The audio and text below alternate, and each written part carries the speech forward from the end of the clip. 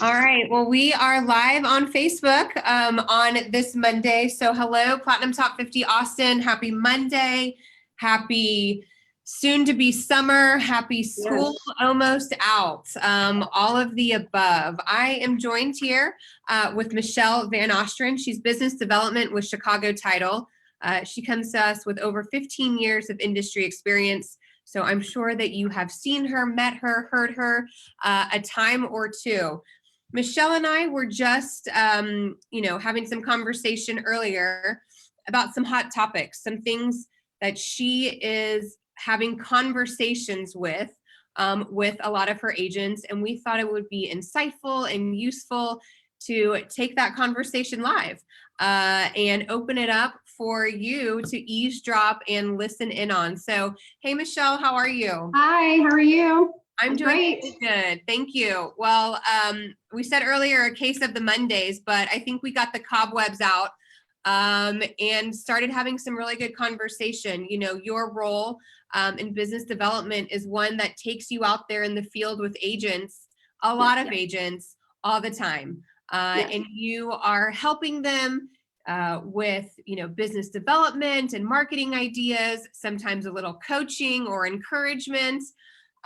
So I'm curious, what has been one of the topics that you and agents seem to be kind of circulating around in the past couple of weeks? Sure. Right now, the biggest topic for everyone, I think, is the assessed values that came out and kind of stunned everybody and how high they were. A lot of people are calling and saying, what do we do when my buyers close? Are they going to have sticker shock? I mean, there's just a lot of concerns around that right now. So another conversation is, being that there's high property taxes and things like that, protesting them. I always encourage everyone to talk to your clients and educate them on protesting their taxes. It's super important that everyone does it. We need everyone protesting the taxes. So last Monday, my husband did it the very last minute on May 16th. So you can also hire someone, a professional, to do it for you as well. But it's just important that everyone protest their taxes. Another conversation I think too that I'm having is people are wanting to, they're looking at their area that they farm, if they do farm an area, and they're like, hey, how can I, generate some listings? Okay, wait, hold on. Because you're about to blow through our 10 minutes and 10 seconds. So I'm going to back it up. And I mean, let's unpack the property tax topic first a little bit more. And, where you and I were saying was that, yes, the deadline for it has passed, but it is still very much a timely topic of conversation. It is something that agents can actively be engaging their networks, whether it's past people or prospects they've worked with. I mean, just because the deadline to protest passed, that's one thing, but the actual implications, the conversation, the sticker shock that you mentioned is still very much alive and real and relevant right now. Wouldn't you agree? Yes. In fact, that comes up in every conversation I have, pretty much. So it's still having the sticker shock. I think too, it's, yes, they have sticker shock, and yes, the time to protest paid, but now that these, the valuations have come out and people are on a, regular basis going to see, when they get out their checkbook to write it, they're going to feel that, so to speak. It's something where it makes a lasting impression. And I'm wondering, from all the conversations that you're having with your agents, what do you think, some of these kind of trickle down implications could be? Like, what are some kind of the cause and effect results of what we're seeing with these, soaring property taxes? I mean, that's a good question. I feel like everybody just needs to be on it, needs to educate, again, their clients on this topic. I've even had people say, buyers that are closing, make sure that they are aware, because, when they're still having to think about next year, educating your buyers no matter what. So that's a good question. I just actually hung up the phone with an agent, and she was just telling me, I'm talking to lenders and they're saying that, people are now probably going to start putting their houses on the market in January and February of next year because of that reason. So lenders are even kind of, starting to talk about that as well. Well, I think so, because, again, we're just not getting used to the sticker shock. And then, you start to go, okay, well, do I want to start paying this every year? Right. This takes some getting used to. And Exactly. budgeting wise, family budgeting wise, you have to start making adjustments and prioritizing. So I think that for a lot of homeowners, the wheels are starting to turn depending on their circumstances and situation, their age, where they're at in their life or in relation to retirement. All of these things kind of sometimes take a while to like, let me sit with it and let me start to process this. And where you and I were saying is that makes for a great time for that real estate agent to come in and kind of be that consultant, be that, go-to person to help advise them on what their options are now that they're just kind of processing it. Absolutely. Yes. And so go ahead. Well, no, I mean, yes, it's a great time to be doing that too. And another thing that came up recently was the listings, which kind of carries with that. I mean, we're seeing more listings come in the market now. I don't know if it's due to that, but I know there's some buzz in my neighborhood about, I have some 65 and olders on our street, and they're like, they want to move out. They want to move to a retirement community, or they want to move out of state or whatever. So, in fact, we have more listings in my neighborhood than we ever have. So that shift is coming, and that shift is here. So, I mean, it's a good thing. And if you want listings, but we've had a lot of, like you were saying earlier, the conversations you're probably having with your clients a month ago are not the same. I mean, people are like, oh, I'm just going to put my house on the market and sell it for $1 million, whatever. I mean, way over asking, but whatever they want to do for sellers, or they're still wanting to put their house on the market for a very high price. And now things have shifted. And so it's important that they realize that, and that people realize that they're sitting too longer. Well, and that's why conversations like this are so important, because yes, like to get the word out. So, homeowners, they're have their own lives, their own careers, so they're not as in touch with the market as we are, or as real estate. Right. So to your point, yes, I mean, agents are saying that, especially since interest rates have risen, that always puts like about a 90-day, from what I've heard, a 90-day kind of transitional time where people who were actively in the market are having to like step back and reassess what their purchase power is. Their payments have adjusted, so they're having to make these real time. So it does kind of cool off or slow down the market, and that's just a message that agents obviously know, and the more conversations that we can bring out, the more that the public can be educated on that too. So yes, there is seemingly a shift. Now, again, it's incremental. Right. I mentioned my conversation 2 weeks ago with Jill Liebernight, a Platinum Top 50 agent in Austin. She was saying that, yes, this is still like baby steps. It is. But where, homeowners might be used to or hearing, right? Or they thought that they knew that if you list your home on Thursday, come Monday, you'll have multiple offers. Right now, it's kind of taking about 2 weeks, which is not a lot of time still in relative, but it's just these real-time adjustments are happening. Right. And so I know that, again, because you have so many great agents that you work with across different brokerages, and you're having conversations to help them with their businesses, sometimes through coaching, sometimes through marketing ideas. What are some of the like questions or suggestions that you are kind of giving with your agents to think about as we're going through this time of, seemingly a small shift here? Sure. I mean, I think right now I'm just asking, like, what are you currently doing to market your database? How are you staying in touch with past clients? Or do you have a farm? Because that wasn't something that, it was just everyone was running with their hair on fire. Right. And so actively sitting down to have a plan in place to stay connected with your database was something that, kind of got put to the back burner, because again, it was literally 1,000,000 miles an hour.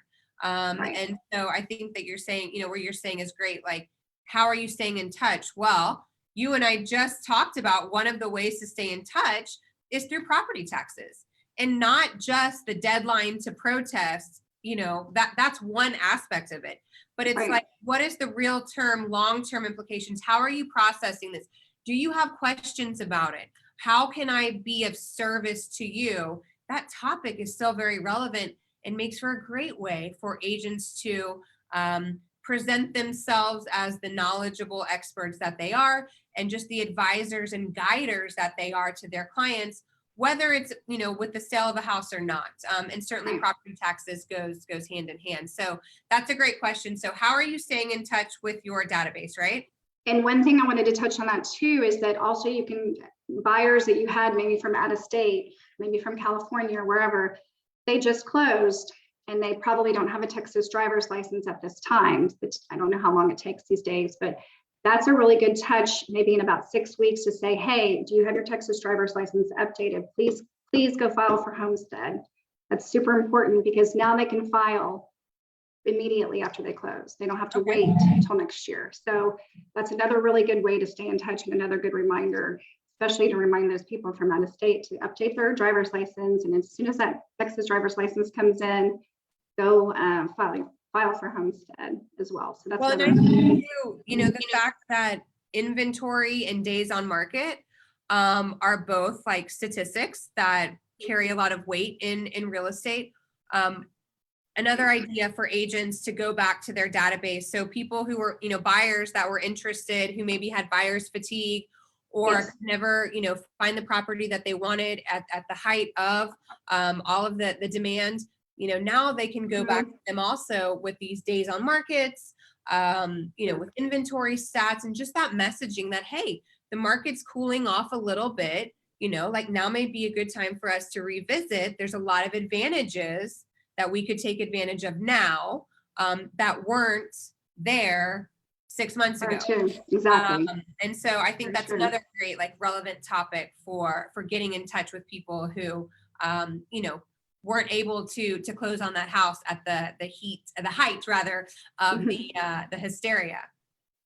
And we do see, we are seeing a shift obviously in the real estate rates, but they're not going to go back down. So we need to just also educate our clients on it's okay. We can do we have a great app that shows you how much it's going to increase, and it's still a good time to buy. They're just not as crazy as they were, but they're still good. So we need to remind them. And they increase rates to cool off the market. So they're doing what they're supposed to be doing. It needed to be. Agents will be the first to agree to that. It was not sustainable to be running at the pace. It was not good for buyers. They're getting no contingencies. It wasn't always good for sellers. It was a very grueling market. And so just because it sounds so attractive with like low rates and sell your house fast, there's a lot that came along with that wasn't necessarily as rosy as it sounds. Exactly. It's true.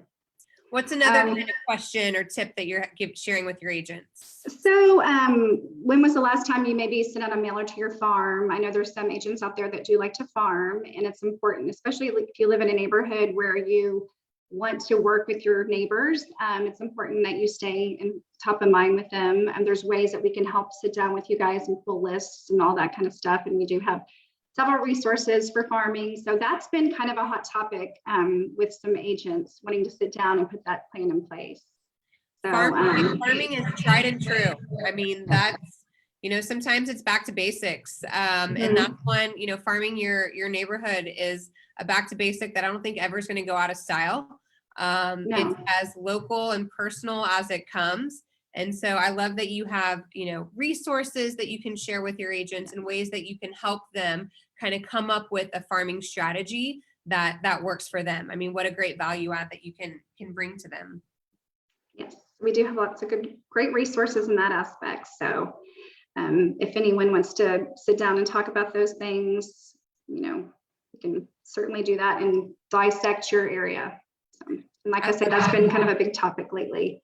And another thing too is just, how active are you on social media, those kinds of things? Do you just kind of really figuring out where people, how they work, which do they do social media? Do they not? Do they like to farm? Kind of just really dissecting how they like to do their business. So. Yeah, and helping them tailor. And, again, the part with social media, I think that gets so hard is the content. Where we all know we want it to be a mix of, personal content and professional. We all know that it can't just be listings, like that's not authentic and that doesn't work. Right. But I think to your point about taking, let's have a conversation about property taxes. Like let's have a conversation about days on market. Like all of these become great things that they can translate those into content for social as well. I mean, even things like this, having conversations online with, if there was a homeowner that was willing to, or an out-of-state buyer or seller about an experience, there's a lot of ways that they can leverage that. And, now is a great time since, again, it's not a million miles an hour. Right. It's a time of reassessing, and, agents are very much that go-to for advice and counsel. Again, taking a quote from Jill Liebernight, she thinks that, homeowners should be just the same way you meet with your doctor every year, you meet with your financial planner every year to like assess where your portfolio is and where you're at. They should be meeting with their real estate agent every year to just kind of get that big picture and the way that it fits within their wants and needs and where they're at in life and their financial portfolio. It's obviously a huge part of it, especially with Austin homeowners who have a ton of equity right now. So there's just lots of great angles for conversations that can be having, and, farming a neighborhood for those conversations or using social media is a great avenue. Anything else? What else are you hearing on the streets? I mean, those are the two main things I think right now. It's just, the assessed values and all that, and then the farming, wanting to farm, wanting to get more listings, wanting to work with, more sellers than buyers. And that's kind of what I've been hearing mostly on the streets. And so I really think it's important, like I said, at this time to also have a plan if you are going to target your database to, really kind of divide everything up and really make your messaging specific to each person. So I think that's super important. And we have the resources to do that. So if you need help with any of that, let me know how I can help. Resources, have 15 years experience helping agents with their business. So what a great value add you bring to an agent's team. I always say, at Platinum Top 50, we're here to make meaningful relationships in real estate, agent to agent, agent to partner, because nobody can get to the top alone. You have to be surrounded by a great team. And you certainly represent one of those great team members for an agent in terms of helping them with their business and their unique needs and where they're comfortable or not comfortable through training, education, and resources. And so we are just so grateful and glad to have you as a partner of Platinum Top 50 and have Chicago Title as a partner of Platinum Top 50 as well. Thanks, Amber. We're very excited to be a part. All right. Well, you heard it. So you can get in touch with Michelle. You can connect with her through our website or Chicago Title with our website. And now is a great time, agents, to be having conversations about not just property taxes, but what that means, what that looks like from this point forward. Options that agents have, or options rather that homeowners have when it comes to the equity that they have in their homes and planning. And I do think, yes, of course, when you have homes increase at the rate in which they have, the implication on property taxes can be life-changing in some ways. And so there's just a lot of great ways that agents can come in and lend their knowledge and expertise in a way that's really meaningful and impactful. And so it's a great time to take that information. It's a great time to revisit your marketing plan, consider farming, looking at your database, what kind of kernels of information do you want to be sharing with them to put you in that position to be their go-to trusted expert. So Michelle, all great advice. I appreciate your time this afternoon, and we look forward to seeing you in the near future. Me too. Thank you so much. Thanks for having me. Bye. Bye-bye.